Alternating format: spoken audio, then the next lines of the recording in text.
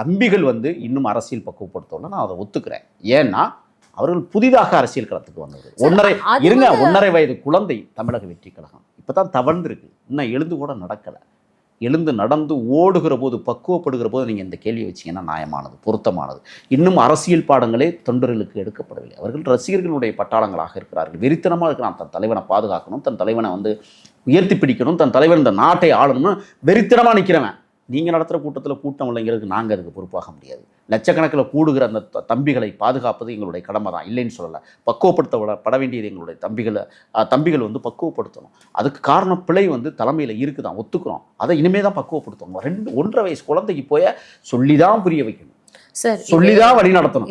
நான் கேட்குறேன், 60 ஆண்டு காலமாக நீங்கள் கட்சி நடத்துகிறவங்க, 50 ஆண்டு காலமாக கட்சி நடத்துகிறவங்களே எங்கள் கூட்டம் முடிச்சுக்கிட்டு போகும்போதே குடியில் போய் செத்து போனவங்க எத்தனை பேர், அதை பற்றி பேசியிருக்கிறீங்களா?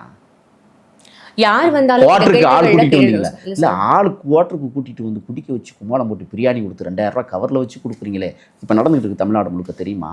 அமைச்சர்கள் அந்தந்த மாவட்டங்களில் இருக்கிற ஒன்றியத்தில் உட்பட்ட கிளை செயலாளர்களை வர வச்சு மதிய சாப்பாடு பிரியாணியும் 2000 ரூபா கவர்களை வச்சு கொடுத்தும் அழகு பார்த்து வேலையை செய்ய. தீபாவளிக்கு தனியாக கவர் வரும். இதெல்லாம் நாகரிகமா?